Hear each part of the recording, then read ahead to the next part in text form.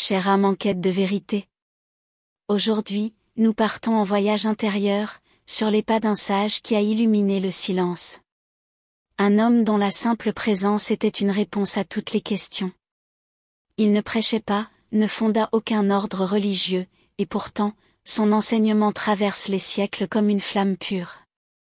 Il s'appelait Venkataraman, mais le monde le connaît sous le nom de Ramana Maharshi. Né en 1879 dans le Tamil Nadu, mort en 1950, il fut tour à tour un adolescent ordinaire, indifférent aux études. Un jeune homme terrassé par la révélation de sa propre mortalité. Un ermite absorbé dans la contemplation d'Arunachala. Et finalement, un maître silencieux dont le regard transperçait les illusions. Son secret? Une simplicité déconcertante. Cherchez celui qui cherche. Installez-vous confortablement. Fermez les yeux si vous le souhaitez. Cette vidéo est conçue comme une longue méditation, sans distraction visuelle ni musique, pour vous permettre de vous immerger dans l'essence même de son enseignement.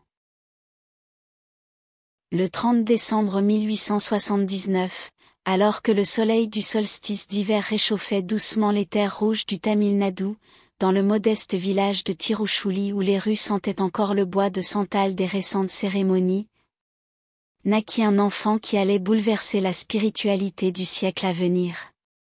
Venkataraman, celui qui porte Vishnu, vit le jour dans la maison familiale aux murs de terre ocre, entre les effluves des fleurs de jasmin que sa mère Alagamal disposait devant l'autel domestique et l'odeur d'encre des rapports administratifs que son père Sundaramière, fonctionnaire scrupuleux, rédigeait avec une droiture légendaire. Dès ses premiers mois, l'enfant manifesta une présence inhabituelle.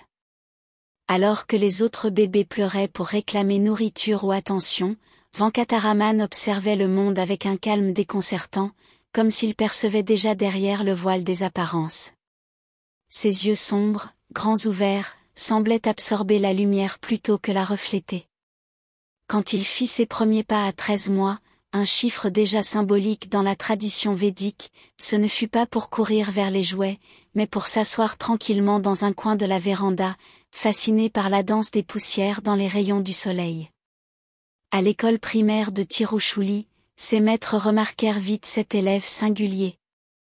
Là où ses camarades s'agitaient sur les bancs de bois, lui restait immobile pendant des heures, le regard perdu par la fenêtre ouverte sur les champs de riz.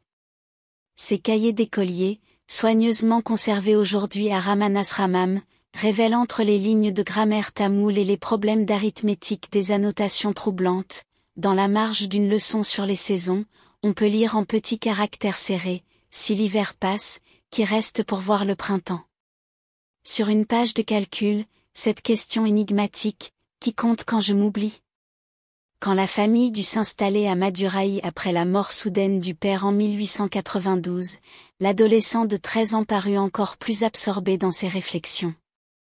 Les ruelles animées de la cité-temple, les marchands de noix de Bethel, les processions colorées des dévots de Minakshi, rien ne semblait pouvoir troubler sa méditation intérieure. Ses professeurs de l'American Mission High School notaient, Venkataraman possède une intelligence remarquable, mais semble toujours absent. Comme si seule l'âme assistait au cours, tandis que l'esprit voyageait ailleurs.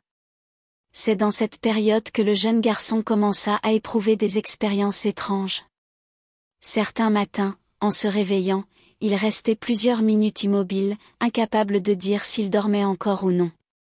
Dans son journal intime, il écrivit un jour cette phrase révélatrice. « La nuit dernière, j'ai vu mon corps endormi depuis le plafond. » Qui donc regardait? Une autre fois, pendant un cours d'histoire sur les dynasties Chola, il fut saisi par une vision si intense des saints Nayamnar qu'il en oublia complètement le monde autour de lui pendant près d'une heure, au point que le professeur dut le secouer pour le ramener. Ces signes avant-coureurs, ces questions métaphysiques spontanées, ces moments de dissociation consciente, tout annonçait déjà le grand bouleversement qui allait survenir en 1896. Mais à l'époque, dans la maison familiale de Madurai où les repas se déroulaient dans le bruit des ustensiles en laiton et les discussions sur les mariages à arranger, personne ne pouvait imaginer que ce jeune homme silencieux allait bientôt devenir l'un des plus grands sages de l'Inde moderne. Pas même sa mère Al-Gamal, qui pourtant, chaque matin en voyant son fils méditer avant l'aube, sentait confusément qu'elle avait donné naissance à une âme hors du commun. Ce jour de juillet 1896, dans l'étouffante chaleur de mousson qui faisait coller les vêtements à la peau, le destin de Venkataraman bascula dans la petite chambre au premier étage de la maison de son oncle à Madurai. L'air était lourd, saturé de l'odeur des mangues mûres et du bois de santal chauffé par le soleil. Alors qu'il se trouvait seul, une vague de terreur existentielle le submergea soudain, non pas la peur classique de la mort, mais une compréhension viscérale, presque physique, de sa mortalité inéluctable. Le jeune homme de 16 ans sentit son cœur battre à tout rompre, comme si quelque chose en lui se brisait. La sueur perla sur son front tandis que cette révélation le traversait. Je vais mourir. Ce corps va pourrir. Mais alors, qui suis-je vraiment? Dans un éclair d'intuition, il comprit que cette question n'était pas philosophique, mais vitale, une affaire de vie ou de mort au sens le plus littéral. Sans hésiter, avec une détermination qui aurait semblé folle à tout observateur extérieur, il entreprit l'expérience la plus radicale qu'un être humain puisse imaginer. Il s'allongea sur le sol en terre battue, raidi comme un cadavre, les membres étendus dans la position traditionnelle des défunts. Il retint son souffle jusqu'à ce que ses poumons brûlent, simulant la rigidité cadavérique, et plongea mentalement dans l'expérience de sa propre mort. Si je meurs maintenant, que reste-t-il de moi, se demanda-t-il avec une acuité déchirante. Alors que son expérience atteignait son paroxysme, quelque chose d'extraordinaire se produisit. Alors que son corps simulait la mort, une partie de sa conscience demeurait intensément éveillée, plus vivante que jamais. Une présence lumineuse se révéla à lui, non pas comme une vision extérieure, mais comme la découverte d'un fondement permanent de son être. Ce n'était pas une pensée, pas une émotion, mais une conscience pure, inaltérable, qui observait le processus sans en être affecté. Dans cet instant hors du temps, Venkataraman fit l'expérience directe de ce que les Upanishads appellent l'Atman, le soi éternel. Il comprit avec une certitude absolue que cette conscience était sa véritable nature, et qu'elle survivrait à la dissolution du corps physique. La peur se dissipa comme neige au soleil, remplacée par une paix ineffable. Quand il revint à son corps, tout avait changé, le monde autour de lui semblait irréel, comme un rêve, tandis que cette présence intérieure apparaissait désormais comme la seule réalité véritable. Cette expérience, qui aurait pu n'être qu'un moment de grâce passager, devint en fait un état permanent. Dès lors, le jeune homme ne fut plus jamais le même. Les préoccupations mondaines, études, famille, avenir, lui apparurent comme des ombres sans substance. Seule comptait cette découverte bouleversante: je ne suis pas le corps, je ne suis pas le mental, je suis cela qui demeure quand tout le reste disparaît. Les jours suivants, il errait dans la maison comme un somnambule, incapable de participer aux activités normales. Son oncle, inquiet, appela un médecin qui ne trouva rien d'anormal, si ce n'est cette étrange absence. Ce que personne ne comprenait, c'est que Venkataraman était désormais ancré dans cette conscience immuable, comme un rocher au milieu du torrent des apparences. Le monde continuait à tourner autour de lui, mais lui demeurait établi dans cette paix profonde qui allait devenir le fondement de tous ses futurs enseignements. 3 semaines après son éveil, alors que Venkataraman errait comme une âme en peine dans la maison familiale de Madurai, un événement décisif scella son destin. Par une chaude matinée d'août 1896, alors qu'il se tenait dans la véranda ombragée, un parent âgé prononça par hasard le mot Arunachala. Ce simple nom, comme un mantra vivant, résonna dans sa conscience avec la force d'un coup de tonnerre. Les textes sacrés affirment qu'Arunachala est la forme montagneuse de Shiva lui-même, et à cet instant, Venkataraman sut avec une certitude absolue que cette montagne l'appelait. Sans une seconde d'hésitation, il prit la décision qui allait changer le cours de sa vie. Le 29 août 1896, alors que la maison dormait encore, il laissa derrière lui une simple note: je suis parti à la recherche de mon père, phrase énigmatique qui faisait autant référence à son père défunt qu'à la divinité. Avec seulement quelques roupies en poche et le modeste vêtement qu'il portait, il prit le train pour Tiruvannamalai, abandonnant tout, sa famille en deuil récent, ses études inachevées, son identité sociale. Lorsque le train approcha de Tiruvannamalai après 6 heures de voyage étouffant, la silhouette imposante d'Arunachala se découpa à l'horizon. La vue de cette montagne sacrée, baignée dans la lumière dorée du crépuscule, provoqua en lui une extase indicible. Son cœur se gonfla d'une reconnaissance si intense que des larmes silencieuses coulèrent sur ses joues. Il comprit immédiatement qu'il était arrivé chez lui, non pas dans un lieu géographique, mais dans le cœur même de la réalité. Descendant du train, il marcha droit vers le temple d'Arunachaleshwara, comme guidé par une force invisible. À l'entrée du sanctuaire, dans un geste symbolique de renoncement total, il se dépouilla de ses derniers biens, il déchira son vêtement pour n'en garder qu'un simple pagne, jeta ses quelques pièces dans l'offrande aux pieds de la divinité, et coupa ses cheveux avec un éclat de pierre. Désormais, il n'était plus Venkataraman, il devenait simplement celui qui est venu à Arunachala. Les mois qui suivirent furent un testament de sa détermination spirituelle. Il choisit comme demeure le Patala Lingam, un sous-sol obscur et humide du temple, infesté de scorpions et de rongeurs. Là, dans une obscurité presque totale, il s'immergea dans un état de samadhi si profond que son corps devint un simple réceptacle immobile de conscience. Les enfants du quartier, le prenant pour un fou, lui jetaient des pierres. Les insectes grimpaient sur son corps sans qu'il ne bronche. Son apparence se transforma radicalement, ses cheveux s'en mêlèrent en dreadlocks naturels, son corps s'amaigrit jusqu'à devenir squelettique, et des plaies ouvertes se formèrent là où son corps touchait le sol. Pourtant, malgré cette apparence extérieure de déchéance, ceux qui osaient regarder dans ses yeux y voyaient une lumière extraordinaire, une clarté et une paix qui semblaient venir d'un autre monde. Le contraste était saisissant entre la dégradation physique et la radiance spirituelle qui émanait de lui. Comme l'écrira plus tard un témoin, c'était comme si un diamant pur s'était formé dans les entrailles sombres de la terre. Cette période d'ascèse extrême dura près de 2 ans, durant lesquels le jeune sage traversa les épreuves les plus difficiles pour parvenir à une liberté intérieure totale. Les habitants de Tiruvannamalai commencèrent à parler de cet étrange sadhu qui ne parlait pas, ne mendiait pas, mais dont la simple présence irradiait une paix mystérieuse.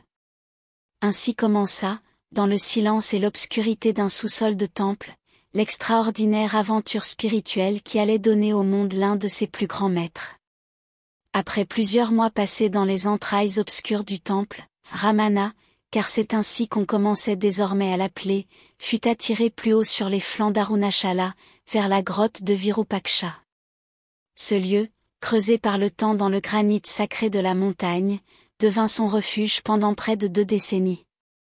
Là, dans la pénombre fraîche où filtrait à peine la lumière du jour, entre les racines serpentines des figuiers sacrés et les parois couvertes de lichens anciens, le jeune sage s'installa comme dans le ventre même de la conscience divine.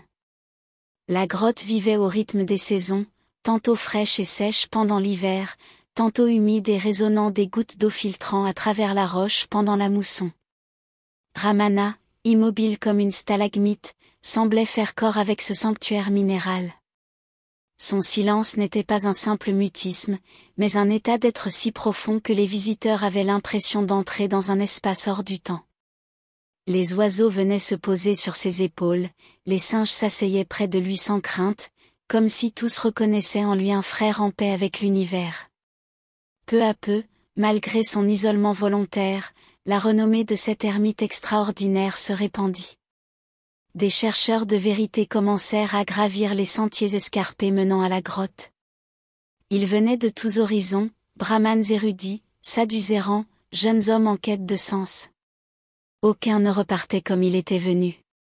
Ce n'était pas par des discours que Ramana transformait ses visiteurs, mais par cette paix silencieuse qui semblait émaner de lui comme une fragrance subtile.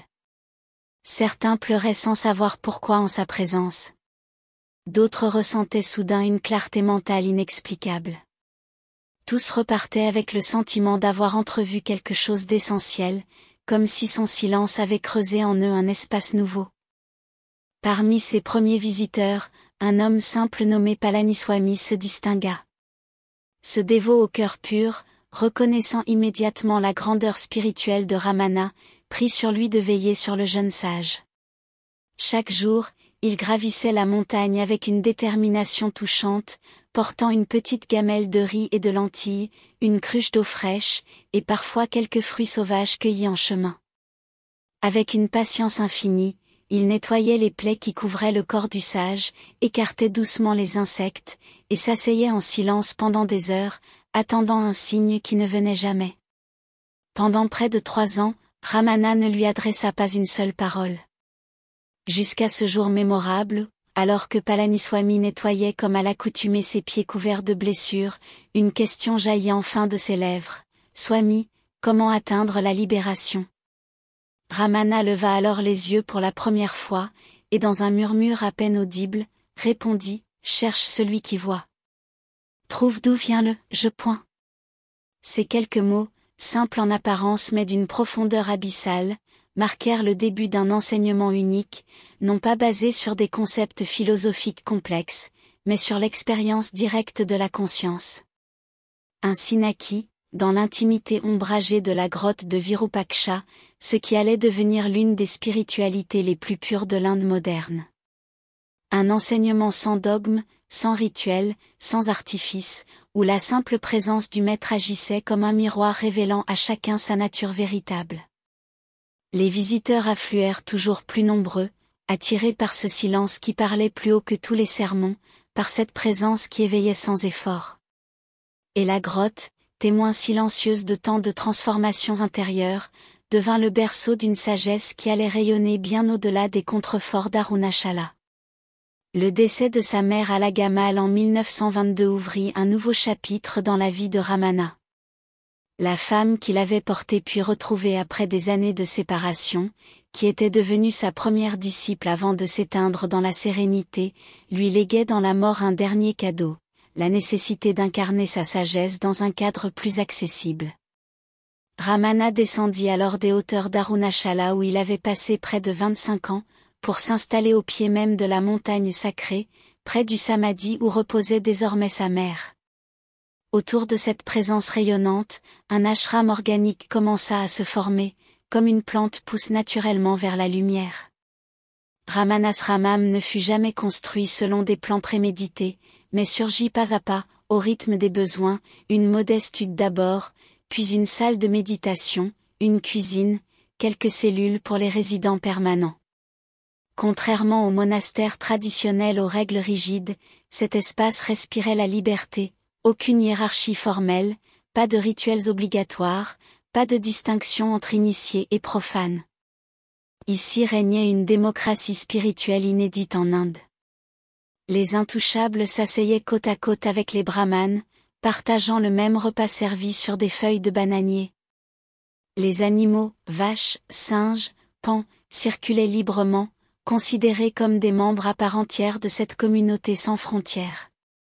Un jour, un visiteur surpris vit Ramana interrompre son repas pour servir d'abord une chienne affamée. « Elle aussi est Arunachala », murmura-t-il simplement. Le rythme des jours épousait le flux naturel de la conscience. À l'aube, alors que les premières lueurs rosissaient le sommet d'Arunachala, la cloche du matin appelait à la méditation silencieuse. Pendant des heures, seul le chant des oiseaux et le bruissement des feuilles accompagnaient cette immersion collective dans l'être. Le repas de midi, végétarien et frugal, était pris dans un silence qui n'avait rien de monacal mais tout d'une communion naturelle. L'après-midi, Ramana recevait les questions dans le hall ouvert de l'ashram. Mais contrairement au maître discoureur, il répondait souvent par d'autres questions, renvoyant inlassablement ses visiteurs à eux-mêmes. Qui veut connaître cela, pour qui ce problème existe-t-il? Ces paroles, rares et ciselées, fonctionnaient comme des miroirs brisant les illusions. Un journaliste occidental, Paul Brinton, venu sceptique, repartit transformé après des semaines passées dans cette atmosphère hors du commun, contribuant à faire connaître Ramana bien au-delà de l'Inde. Pourtant, le cœur de l'enseignement ne résidait pas dans ces échanges, mais dans la simple présence du maître. Assis sur son modeste sofa, son regard pénétrant semblait traverser les apparences pour toucher directement l'essence de chaque être. Vous voulez savoir ce qu'est la réalisation, disait-il parfois. C'est être comme vous êtes maintenant, simplement sans se poser de questions. Dans cette simplicité radicale résidait toute la profondeur de Ramanasramam, où des milliers de chercheurs découvrirent que la vérité ultime n'était pas à atteindre, mais à reconnaître. En cet automne 1948, lorsque les médecins diagnostiquèrent un sarcome au bras gauche de Ramana, l'ashram tout entier retint son souffle. Pourtant, lorsque les disciples supplièrent le maître de se soigner, il répondit avec ce sourire tranquille qui avait apaisé tant d'angoisse: pourquoi retenir ce vase d'argile quand le nectar s'est répandu? Ce refus n'était pas résignation, mais l'ultime démonstration de son enseignement: le corps n'est qu'un vêtement temporaire. Les 18 mois qui suivirent furent une magistrale leçon de détachement incarné. Malgré la douleur qui faisait perler la sueur sur son front, Ramana continuait à recevoir chaque visiteur avec la même attention totale. Son bras tuméfié reposait sur un coussin, mais ses yeux qui avaient contemplé l'éternité, brillaient d'une lumière inchangée. La douleur est au corps, pas à moi, expliquait-il simplement à ceux qui s'inquiétaient. Au crépuscule du 14 avril 1950, alors que les derniers rayons du soleil embrasaient la silhouette d'Arunachala, l'atmosphère de l'ashram devint étrangement palpable. Ramana, affaibli mais parfaitement lucide, rassembla ses disciples d'un regard. Le corps est comme un vêtement usé, murmura-t-il. Vous pouvez le garder ou le laisser aller. Ces mots n'étaient pas un adieu, mais une ultime invitation à voir au-delà des formes. À 20h47, comme une bougie qui s'éteint doucement, son souffle cessa. À ce moment précis, des témoins rapportèrent qu'une étoile filante d'une brillance exceptionnelle traversa le ciel en direction de la montagne sacrée. Dans toute l'Inde, des dévots qu'ils n'avaient jamais rencontrés ressentirent une paix soudaine, inexplicable. À Tiruvannamalai, un arc-en-ciel apparut dans un ciel pourtant dégagé, tandis qu'une lumière dorée sembla envelopper le corps du sage pendant plusieurs minutes. Pourtant, ceux qui connaissaient vraiment son enseignement comprirent qu'il n'y avait là aucun départ. Comme Ramana l'avait toujours dit, où irai-je? Je suis déjà ici. Aujourd'hui encore, lorsqu'un chercheur sincère s'assoit dans le hall de Ramanasramam, face au simple sofa où le maître recevait, quelque chose d'indicible se produit. Les questions s'apaisent, le mental se tait, et dans ce silence, une présence se révèle, non pas celle d'un homme disparu, mais de cette conscience immuable qu'il n'a cessé de nous indiquer. Le corps de Ramana repose près du samadhi de sa mère, mais son véritable testament spirituel demeure vivant dans chaque cœur qui se pose la question sacrée: qui suis-je, au-delà du nom, de la forme, de l'histoire? La réponse, comme il le montra jusqu'à son dernier souffle, n'est pas dans les mots, mais dans le silence d'où ils émergent, ce silence qui, avant toute pensée, sait déjà qu'il est. Si cette évocation vous a touché, abonnez-vous pour d'autres rencontres avec ces veilleurs de l'essentiel. Mais surtout, n'oubliez pas. Votre question la plus simple, qui suis-je? Contient déjà la réponse que vous cherchez. Merci d'avoir partagé ces instants de silence sur les pas de Ramana Maharshi. À très bientôt, sur le chemin de la présence.